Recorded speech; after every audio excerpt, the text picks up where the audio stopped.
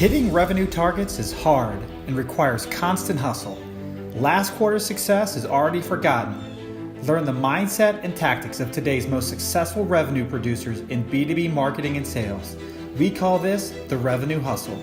I'm your host, Tom Hessen, navigating you on this journey. Today's show is sponsored by 9 Lenses, an interactive assessment platform that enables you to add instant value to your buyers and allows your sales team to tailor business conversations focused on the pain points each and every time. Check them out at 9lenses.com. So this is Tom Hessen, the host of the Revenue Hustle podcast, and it is my distinct pleasure to bring Jaime Konzelman onto the Revenue Hustle. So Jaime, welcome to the podcast. Hey Tom, happy holidays. Thanks so much for having me today. Yes, thank you for taking some time out here in the busy end of year. I know there's a lot going on, ramping up the final push here, as well as planning for next year. So thank you for taking some time. So I'm really excited about our conversation today. Jaime's got a tremendous amount of sales experiences. Just a little bit, right? Just a little. And so currently you're the vice president of sales in North America and Canada for Unisys. Is that correct? Yeah, that's right. So I'm the regional head of sales for the Americas. So basically I see all sales for new logo, net new business, account growth, that kind of stuff. Fantastic. And so we're going to dive deep into Jaime's career as we go through the podcast. She's worked at a lot of professional service firms in sales leadership roles, which is certainly a sweet spot of mine, having come from a professional service background myself before getting into software. But Jaime, you know how we do this. We do the revenue rules. What's your first revenue rule? And I love this, by the way. So this is going to be a fun conversation. So revenue rule number 1 in my book is that sellers who embody sales as service completely transform the buyer-seller relationship. Tell me more about that. I love that. Sure. So to dig a little deeper, you may be, you or your listeners may be familiar with the concept of servant leadership or being a leader of other people and doing it from a place of service. When I think back to my entire sales career and the little nuggets or skills or attributes or ways of being that have made me most successful, not just in selling, but building relationships that really have the ability to last a lifetime, it's when I was coming from a place of service. And so as I've moved up the ranks, if you will, leading, larger and larger teams, it's been this really cool space where I've been able to develop a framework called sales as service. And so what that means is I work with my teams and coach and lead, right? Whether you're new in sales and you're part of the inside sales team, or if you're senior, when we come together, we start to look at and break down and define a framework. What does it mean when you look at sales through the lens of truly a servant leadership mindset? Wow. Well, I love the servant leadership framework, just as a whole, just that idea. But not all salespeople, I suspect, think about sales in that way, right? So how did you see sales in that way instead of you think about transactional selling or, I just got to get my logo and move on, right? Like there's just all this sort of, bad impressions of sales. But how did you come to that sales as a service mindset? It's really been a journey. I mean, and it started when I first stepped into sales leadership or even before then, right? So I was an individual contributor running very, very large, complex transactions. Say that 3 times fast, right? Think the world of $100 million, $500 million outsourcing deals, right? Not for the faint of heart. Often a very long 9 to 18 month sales cycle, internal stakeholders, external stakeholders, and in reality was getting a little burnt out of some of the minutia of that. In my personal life, I'm a kind of a self-help professional development junkie, right, if you will. And I had taken a year-long professional development class where most of the people were going through that to become certified executive coaches, right? ICF, the whole 9 yards. And it was through that program that I discovered who I was as a coach. So if you think about it this way, 20 odd years as a single contributor, chasing the money, having a great time, and my personal drive changing, and then discovering my passion for coaching and learning this modality of a language really around helping people. I had always had a passion for helping and seeing when I helped my customers, I sold more, but hadn't developed this language around sales as service until I started first coaching other individual contributors, other sales leaders. And then over the course of years, went from leading large complex deals to myself to growing a larger and larger team, to the point where I now see myself as a coach first and have been able to help people not just elevate their sales. Like, that's great. Everybody wants to sell more, bigger deals faster, right? And companies want to reduce attrition, keep their salespeople happy, and have customers for life. And when I looked at the intersections of where I had been the most successful in those specific KPIs, it was always when I was firmly grounded in this place of truly serving a customer, to borrow your word, right, beyond any one transaction, so that you're sort of building these very deep personal relationships. And there's other aspects to it, right? And so when I started to unbundle what those things were, I started to teach them and take people through trainings. And the coolest part for my own journey was that barrier or separation between Jaime Konzelman, now passionately coaching and teaching people, and a 20-odd year sales career disappeared.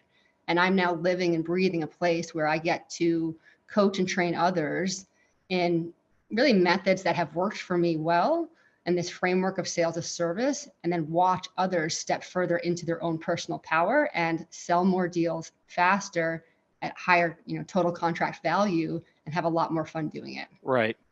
Well, there's so much to unpack there. That's so rich. Yeah. I mean, the idea that, I think one thing that I've learned is you can't convince the customer to do anything they don't want to do. Right. And that's this notion of sales is like you're tricking people, or you're convincing them, or there's some sort of like sleight of hand where you're getting them to do things against their will. I've learned a long time that never happens, right? Like you can't dictate timing. You can't dictate, a lot of different things. And so the more that you align yourself to just help them buy or help them solve problems, instead of you trying to push stuff, right? It just changes the, like you said, the nature of the relationship, the way you see yourself, the actions I'm sure you're going to talk about of how you change the way you speak, act, and so I just love that. Tell me a little bit about the framework that you kind of organize the sales as service around it. Sure. And so it never comes from just me, because that's part of what leadership is, right? I see myself as a facilitator of conversations, whether it's with customers and stakeholders, either externally outside the company or internally, or with my team. All right. So it's typically a process. Like when I came to Unisys, like week one, I was like, great, when can I get everybody in the same room? And people kind of looked at me a little funny. They're like, well, they're sellers. You want to take them off the field and get them in the same room? And I said, we're not going to be successful individually until we are successful as a team. And that requires some time together. And so we got the team together and we walked through a series of exercises that I've facilitated both in large groups and small, where I ask a lot of questions. We do things like, what are all the attributes of the best leader, the best boss, the best professor who's had the biggest impact on your life? And then vice versa, what's the worst? And what that opens up is this rich dialogue about what are these ideal characteristics that have had the biggest impact on ourselves professionally and personally. And then having lots of dialogue around that, and then turning it over to what would happen if we took those attributes and applied them to how we do our jobs. What do we think would shift with our customers, our prospects, and even within our own internal organization? So as an example, you've shared how, coming from the software side and the services side, you've probably heard the expression that it is harder to sell internally than it is externally, right? Anyone in this type of services sales knows that. And if you don't sell services and you sell a product, really what that means is, you can go find a customer or a prospect who says, yeah, I'd love a proposal on that. Unisys, you're great at workplace services. Come give me a proposal. Well, in the services business, there's oftentimes a lack of resources, maybe internally, right? The expression is nobody keeps a bench. And so you've got to come in and run the gauntlet of why is that customer worthy of our resources and our time? And it's not because people are picky or they haven't done appropriate resource planning, but in the services world, it's often at least 1% of the total contract value in terms of an investment in time and resources to bid on something, right? So if it's $100 million deal, right, 1% of that is what's going to cost us. We have to be picky about what we go after because there are so many, window shoppers, right? Oh yeah, give me a proposal, but they're never going to buy. And so sellers in this business have to get really, really good about qualifying, understanding the value proposition that a customer has, what's really going to make them buy. And at those dollar price points, it's not just a director and a VP, it's likely a board of directors. There could be an outside consultant. You might be talking about a stakeholder map of 25 people. Right. And so if you have not done your due diligence and understanding all of those things, you won't get the resources. And there's nothing worse than going back to a customer who's like, yeah, I'd love a proposal from you. And you're like, I'm sorry, the powers that be said we can't do that, right? It's not the right time. We don't have the right resources. You're not the right fit, right? Because that burns bridges in the marketplace for years. Right. So long example, but that's kind of where part of this goes, right? So if you tie that back to what your question was, well, how do you take this ideal of sales as service and break it into functional pieces that are teachable, that are repeatable? It's not just like leadership styles are not a one size fits all. Neither is sales as service. It's about empowering sellers with a whole bunch of tools, giving them a safe space to practice things like authenticity, some skills in there. How do you have hard conversations? Just because a customer asks you for a proposal of X doesn't mean X is what they really need. So how do you empower a seller to say, Mr. Customer or Mrs. Customer, I know that's what you want, but hey, we've done our due diligence. We've read your strategic plan. We're following your stock. We're experts in technology, and we think what you really want is over here in your blind spot. So I'm not going to get you the proposal for X until we can sit down with a few more stakeholders, or I'd be doing you a disservice. Those are very difficult, very seasoned senior conversations to have. But if you break them down and teach people how to have those kinds of hard conversations, to excavate the things that are unsaid, like Brené Brown says in leadership, but then do it within the sales arena, what happens is you go from this, I want to say, very busy hamster wheel type of sale to a very rich, deep conversation. And you get to suss out in a shorter time period if there's a right fit, but do it in a way where people feel enough psychological safety that they can actually share with you what the real problems are they're trying to solve.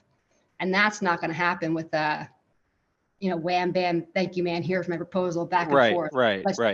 Let's trade emails and hope we hit the mark, right? No, you actually have to do things.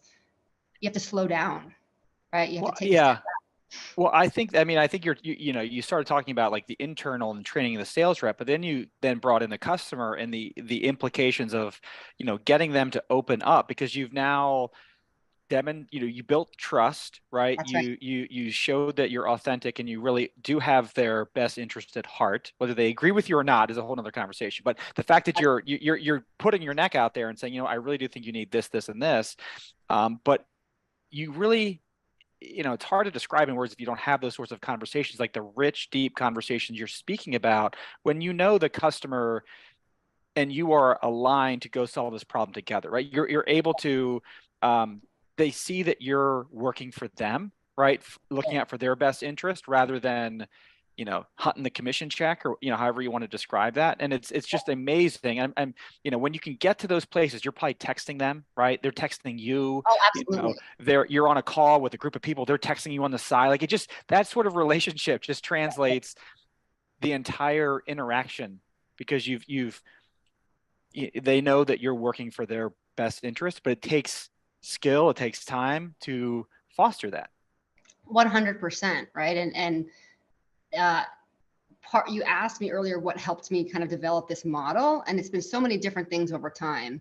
One of the biggest things I share with salespeople over and over again, if they haven't seen Simon Sinek's first TED Talk, Start With Why, which later turned into a book and is now pretty much a movement. People quote it all the time. Right. He walks through a very simple model. Now, he didn't create the model. It's the Golden Circle principle. And he talks about the three ways we think, right? Why, what, and how it's a cross section of how organizations operate, right?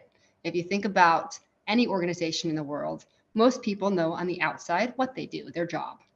As you move up theoretically into management or middle management or senior leadership, the higher you go in that organization, the more people know how that works, all the different pieces. Right. And the best companies, right? The best leaders, maybe the CEO, your visionaries, right? They look at things why, that deep intrinsic driver that drives companies. And I'm not just talking about a mission statement, right? What is the reason that companies exist? And I tell salespeople to watch it because part of that principle, Simon Sinek says, what separates the best companies, the ones that innovate over and over and over, the leaders who everybody wants to follow from everybody else. And there's one thing. Most of us communicate. If you think of that circle that I just talked about, which kind of looks like a dartboard, right? Two concentric circles, the what, the how, the why in the middle. Most of us, most businesses, most people, sellers communicate from the outside in. We sell a great product. It's got all these functions and features. It can really help you do this. They get to the how. And by that point, we've heard so many things. Right. No one gets to the why. And what happens is everybody's commoditized because it all sounds the same. But buying behaviors don't start from the outside in. The best leaders don't start from the outside in. They start from the why, the deepest intrinsic, right, belief. And this is not just a model that sounds cool. It's actually grounded in the tenets of neuroscience. Because that same two concentric circles that looks like a dartboard is actually a cross section of our brain. And the very center part of the brain that controls buying behavior, that controls feelings, cannot process facts and figures and numbers.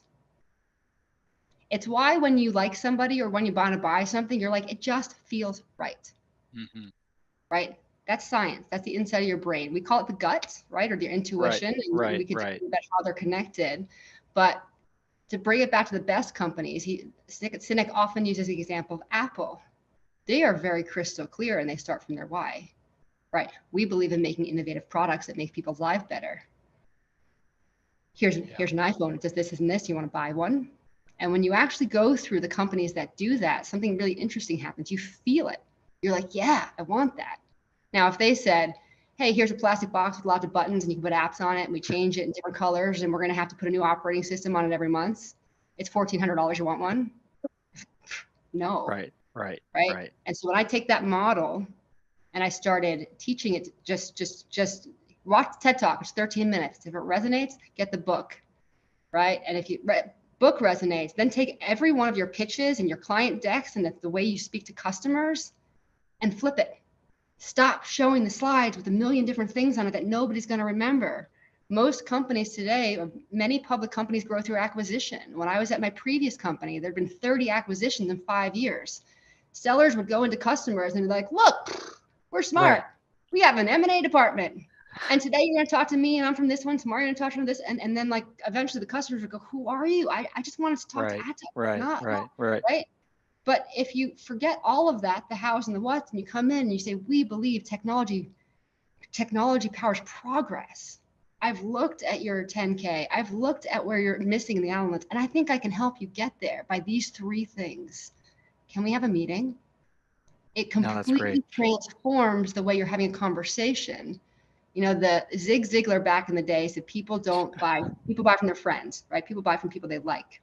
Right. Well, Zig was clearly ahead of his time because here we are how many decades later and Simon Sinek telling us people don't buy what you do, they buy what you believe.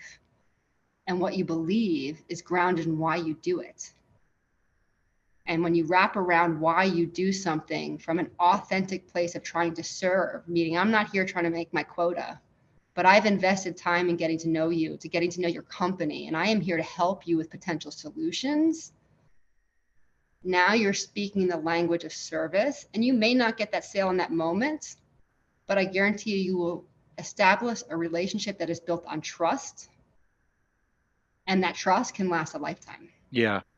No, that is great. How has your team taken to this? So if they've never seen the world like this, right? So you said you were leading some workshops when you first joined Unisys. You know, I suspect there's a range, right, of people from this is stupid to like drinking from the Kool-Aid, right? Talk about thank you for asking this. That's what I thought going into it, right? And so if we go back 18 months when I first started doing this, first did it with some inside sales folks, and they're fresh out of college, bright-eyed, hungry, eager to learn. You know, they graduated sales degrees. I didn't even know that existed. So they were safe.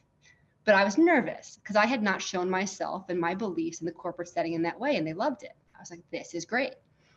And word spread. Then when I got promoted, we started doing with the insights or the senior business developers at Atos. I was nervous again because I thought what you said. Some people will go in, some people are going to think I'm crazy, and it actually went very well. However, meaning people went all in a way I never imagined. Wow. Every single person. But I still discredited that warm reception or that willingness to learn. And maybe because of my own fear, I thought, well, of course they're going to go all in. I'm a former deal maker. I was one of the top sellers for the last 10 years. They'll tell you, you know, they know they'll me, do anything. they like me, right? They're my friends. And so coming into Unisys was the first time I was right now I'm the sales leader, and this is very senior sellers, right? I mean, most of these folks have, you know, so I've got someone on my team with her PhD in AI who sold $30 billion of deals in IBM, right? I've got somebody else, I mean, just who's come from PE. I mean, brilliant sellers. And I was thinking, well, I believe this works. I think it's going to build a culture. I think it'll help them make better, but I was petrified. Right. Like, call a friend the night before, petrified. Are they going to even like the slides? And every single one of them went all in. I would say, right, like what happened, we say what happens in the room stays in the room, but I can say people had deeply personal breakthroughs and shares, and people cried that I wouldn't have thought would cry because they were having that much of a reaction and experience, that by the end of it, I've had people share that it was life-changing. Wow. And I was just hoping to bring the people together and get to know everybody and form this cool, share something that's worked for me and encourage them to try it on, like a jacket, right? Try it on. This has worked really well for me. If it doesn't work for you, it won't hurt my feelings, but please try it on so that we're all operating from a foundation of the same definitions, the same beliefs, the same values, and that will make us a team. And that was part of the context that I gave, giving people freedom, that if it wasn't for them, at least they went all in for a few days. And I'm still reeling in how much people that maybe I would have thought it was like kind of woo, right? I mean, put very senior people in a room and say we're going to do different kinds of exercises around trust and break wooden boards and sit in circles saying kumbaya. Right. But everybody embraced it, and it may be timing, right? We are coming out of calendar year 3 of COVID. I really believe people are craving, not just in the buyer-seller relationship, but sellers and people in corporate America are craving authenticity more than ever before, right? And I do think that there is I don't believe in stereotypes, but when we have the caliber of sellers that we have here at Unisys, they're open to learning. They want more things. People want to be better. Anything that makes them more effective at what they do helps them find deeper satisfaction in their job. Because let's face it, we all know sales can be a grind, right? I tell a lot of people the new logo hunting in service is not for the faint of heart. If you're not used to the baseball dynamic where you strike out more than you ever get contact, this might not be sport for you. But if you can figure out what your dreams are, right, and the sales career helps you get there, and we can learn some new things together as a group, and we're all better for it, then people really do go all in. And it's been probably one of the biggest gifts in my career to get to watch. Wow. Well, we could spend the entire podcast just on this topic, which, because I think there's just this, this is just from like the inside seller perspective, right? We haven't even talked about like the implications to the customer and how they receive, right? We talked a little bit about like when you've kind of got there, right? When you're in that kind of position with the customer and they are opening up to you and because I'm sure at deal sizes of the ones you're talking about, it's a whole different ball game in terms of people's their career could be at stake if they make the wrong decision, right? Like it's 100%. It's a big it's a big big deal, right? No pun intended there, but it's also significant to their, do they get promoted? Do they get fired as a result of making these sorts of decisions? So I can only imagine just how guarded they may be, right? What they're willing to share or not share for their own protection or 100%. And I've never heard somebody frame it in that way, but you're right. The stakes are in the large deal world. The stakes are just as high, if not higher, for all the stakeholders, because if it goes well, right, people can get promoted. If it doesn't go well, you might need a new job. Right. And people don't talk about that. Yeah. And so it also underscores why that authenticity and building trust at the foundation of that relationship makes or breaks it, in my opinion. Right? I'm sure there's somebody else out there who feels really wizardy and smart and can pull one over on people, but I got to think that is a very short-lived career path. Right. No, I agree. Well, great. Well, that's a fantastic revenue rule. Let's. I know you've got a second one. I want to talk about that as well. So, give us your second revenue rule. And I feel Ninnies do fingers, but revenue rule number 2 is hustle and heart will set you apart. And I coined that because hustle can be a controversial word, right? And I'm sure we'll get into my background a little bit, but I think these days when we're so inundated with messages from the media, right? And everything tends to be a 3 rules, 5 quick steps to lose weight, right? Right. Slow down. I think hustling gets a bad rap. People are afraid of that burnout, right? Of taking on too much. And so I wanted to find what hustle means to me and why it's important in sales. And then of course the heart part, because I believe they go together. When I think of hustling, I think of it in the athlete mentality, right? I was not an athlete growing up. I wanted to be desperately. I was one of those chunky kids who used to like press my nose through the chain link fence and get the little eyes around my eyes. Like, right, mommy, why can't I play soccer? Right. And she's like, it's $5,000 for club and you'll play when you're older and it's free in school. Well, we all know how that works, right? If you live in a town where the kids play soccer since they're 5, when you go out and you're 12 and you don't know how to dribble soccer ball, it's not going to work out so well. But I share that little story because in my 30s, I became an endurance athlete. And today I have done about a dozen Ironman races, right? Oh my gosh. Athletes World Triathlons. And it was endurance racing that helps me crystallize this concept of hustling. And I love sport because it's a great metaphor for life and for selling especially. And when I think of hustling, what I think of is moving with a sense of urgency, always kind of moving the ball forward with whatever your end is in mind. So in large deal sales, that end in mind sometimes is getting to that next sales stage. Right. And hustling is important because if we don't move with a sense of urgency, buyers are very finicky. I remember not 10 years ago, if a customer wanted a large proposal, it was normal. You got a month, you got 2 months. And over time, that time period has shrunken. It is not uncommon now for somebody to say, hey, we just need a rough estimate and a proposal, and we need it next week. And you might be talking about something that requires 15 to 20 resources, 4 levels of approval in your organization, right? If you can't figure out how to move the ball metaphorically down the field or how to orchestrate a large, complex team of stakeholders like that with enough urgency that you become prioritized, they understand exactly what you're trying to accomplish with the customer or the prospect, you won't get anywhere. And I think companies are seeing that now. Very large companies are struggling to keep pace with this market demand of, I call it the Amazon effect, right? Here's my phone, I buy. And we do it as consumers, and enterprises have started consuming cloud services that way. Oh, let me go get, it used to be, I had to call my rep, somebody would order me a server, they'd stand it up in the data center, we'd unbox it, rack it, stack it, right? There was a process. At Amazon and Google, if they've made that push of a button. Right. So that's shifting the expectation and creating less patience for people who want turnaround. So if you cannot move quickly, you will not be successful. But there's this concept of, hustling in that I ground it in heart because you'll have to have good intentions, because if you don't, right, you might end up with a big mess on your hands, right? It's not about speed for speed's sake. Speed, accuracy, and intention have got to be aligned.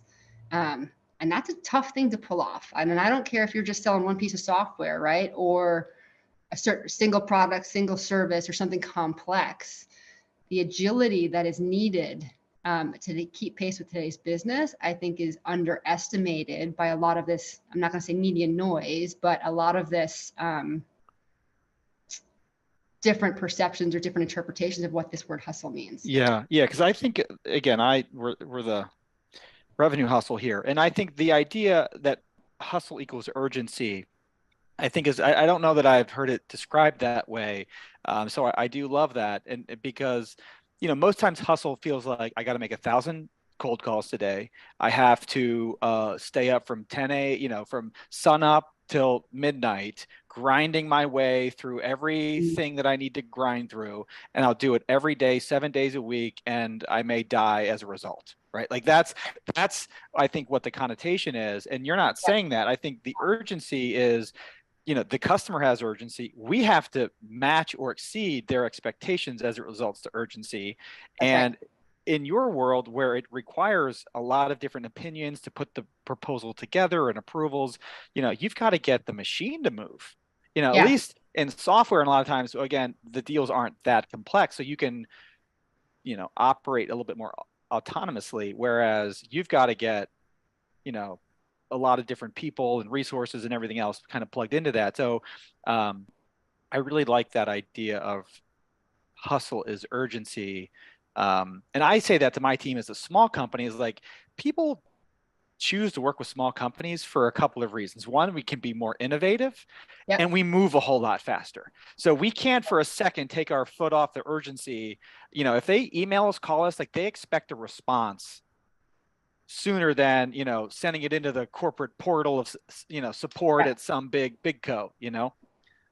Absolutely. And if I can underpin it even further, to me, it's not just speed, but it's agility, because they're two slightly different things. In the athlete world, if you were playing, field hockey or soccer, the agility is when the coach is like, all right, you got to stand on your, or even volleyball. My wife is a teenage coaches teenagers in volleyball, right? They got to stand on their front feet and they got to be ready to react, whichever way it's coming.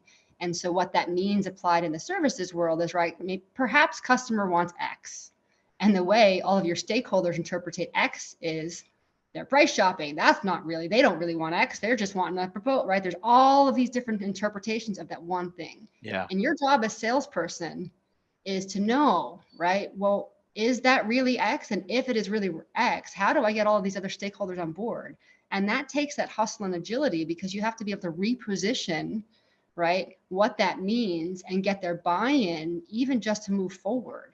And so it's acting quickly, but also being, my phrase that I use all the time is steady vision, flexible means, right? If that's the deal you want to go after and you have that relationship with the customer, you've got to have flexibility in how you approach it with all of your different stakeholders, right? Or it could be cut down. And so that could mean adapting your message.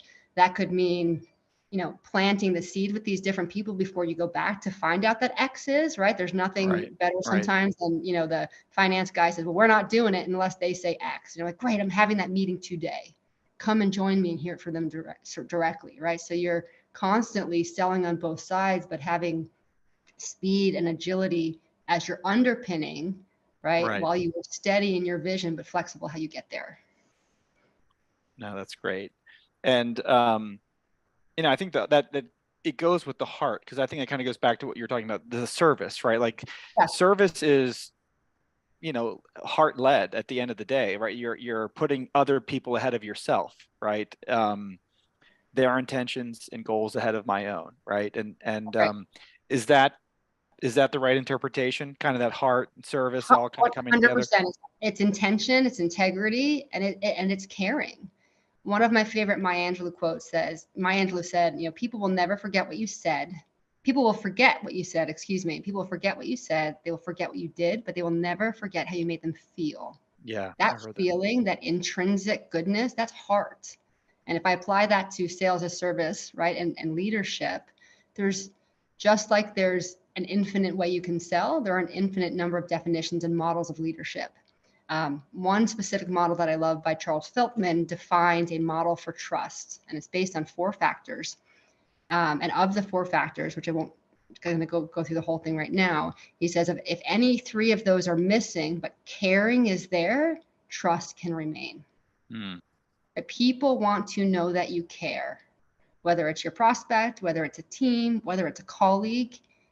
And so that's why, to me, like if you're moving quickly and you're acting with good intentions, like there's that integrity piece, and you're doing it from a pure heart that you care, those are the people, the sellers that are able to move mountains. Yeah, no, that is great. Um, wow. So again, hit it out of the park. Thank you for sharing that. And we got Yeah. some quotes to take down too. So that was awesome. So tell us a little bit, Jamie, how you got into sales. It's a very open-ended question, and I'm happy to. My career path to selling services was completely non-traditional. I started my career selling on the stages behind the closed doors of America's greatest strip clubs. That's the tagline. Wow. I actually published a book this summer that shares that part of my story that had been a secret for a long time. But I'm sharing it because it's important, right?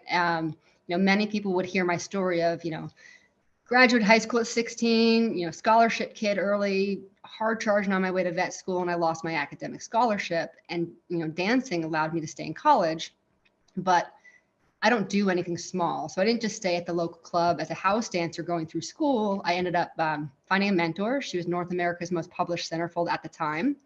And she took me on tour with her to tour the circuit. So I learned how to build a Wow. business as an adult feature entertainer at 19. And I say that's the start of my sales career because our biggest revenue streams were not table dances, lap dances, club fees. It was all the merchandise we sold. Huh. It was golf towels, it was baseball caps, it was, autographed pictures, and then we would package them up, right? And have different taglines for them. And so I really credit that world with not just, teaching me a lot, but there were definite gaps I had in socialization and communication and self-worth that I found in a very non-traditional environment, largely through the conversations I had with customers who happened to be a lot of different levels of businessmen. Wow, that is non-traditional. So Yeah, how did you, I guess, go from there to B2B world? sure. I was still dancing in New York City, and this time as a house dancer, no longer a feature. And I knew it was sort of a dead end track. I always knew this was not my forever, even though for a little Yep. while I thought it was my calling in life. It was pretty clear on that. And one of the books I had just finished reading was Making Friends and Influencing People. That's one of my favorite books. Yep. Awesome book. And so as I'm, descending the stairs to flash dancers and going down this business, I had one of those, life altering epiphanies as you do in moments. And I said, all right, well, if I'm not going to dance for cash anymore, because I realized if I hadn't set limits on how long I was there in the cash, I'd stay forever. But I couldn't just ditch it because in the dancer world, you have to pay every night and there's all these fees if you just don't show up. So I'm like, all right, I got to finish my shift for the next couple of weeks. What else does this club offer me? And I was like, oh my God, this is like a club full of self-made businessmen in New York City. What an incredible petri dish. I'm going to see if I have my book in my dance bag. I'm going to find mentors. I don't care how much money I make for the next couple of weeks. I'm going to find mentors. And that night I just started asking people in an even deeper way. Like I knew what my customers or regulars did. I knew somebody owned a chain of mortgages and somebody else was an attorney, right? You knew all of that. But I came in with this question and I said, okay, if I took you up, because people had offered me jobs many times and never took them. I said, if you were serious about, XYZ job, like, would you be willing to mentor me? Like, I want to be self-made. How did you first make your money? And I started hearing all these different stories. And I eavesdropped on a table of three guys that were celebrating something. They talked about a previous visit. So I kind of inserted myself as if I knew them, even though I didn't. And they were celebrating getting their first, their Series C funding for their startup. And it was a tech startup. Yep. And we exchanged information and learned pretty quickly. They were part of the founding executive team of hotjobs.com, right? That's scaled to a two-way database, Yep. right? The whole recruiting cycle and Yep. private label Yep. that software into HR recruiting. And their next venture was to build the same type of database portal for casinos. They were going to help casino customers view the 360 information on their players independently. I knew nothing about casinos. I knew nothing about database marketing, but it sounded very exciting.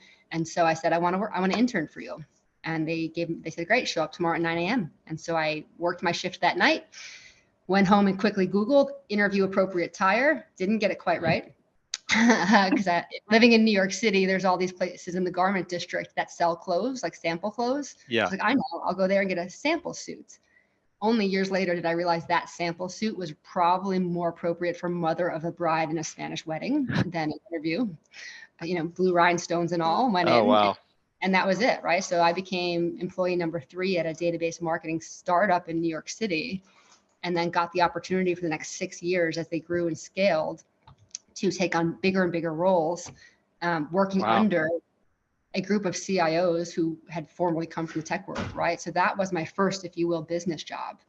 And then in true kind of fashion, like I never really looked back. But where my career got really interesting is from 2007 to 2011, because mind you, I hadn't finished college at that time. I was working on my associates. 6 years at Valley Noir, the startup, I went back and finished my degree, my undergrad degree. And when I came out, it was the worst recession since the Great Depression, right, pre-COVID. And Vegas got hit really hard. So for the next 3.5 years, I got laid off 4 times. Wow. But what was really cool, you would think it would be hard, but because I've stepped backwards and forwards so many times in my life, and I'm a salesperson at heart, came through a startup that had been funded by, the Hot Jobs guys. Like I knew recruiting inside and out. I knew database inside and out. I knew how to sell. So each time I got a new job, I was able to double my income, double my responsibility. And in those 3 years, experienced a 5-fold increase in income and from selling, right, outdoor advertising and things with a very low price point to these massive IT services deals. Wow. No, what a story. And now, you describe what you're doing at Unisys, and so what a transformation. And so thank you for sharing that. Where can we follow you online? Jaime Konzelman on LinkedIn. I also have a website we're ramping up, jaimekonzelman.com. So yeah, follow me, get in touch. Would love to hear from you. And my new book is now selling on Amazon. And what's the name of the book? It's titled Deal Maker. And the tagline is finding myself behind the closed doors of America's greatest strip clubs. Fantastic. Well, thank you, Jaime, for coming on to the Revenue Hustle and sharing your story and your 2 revenue rules. I've certainly enjoyed this conversation. I've taken a 1.5 pages full of notes. So I'm excited to share this with the rest of the community. So thanks again, and let's do it again soon. I love it. Thanks so much. Have a great day. Happy holidays. Thank you. You too. Thank you for tuning in to The Revenue Hustle. This episode has been brought to you by 9 Lenses. Close more deals with interactive assessments. Check them out at 9lenses.com. See you next time.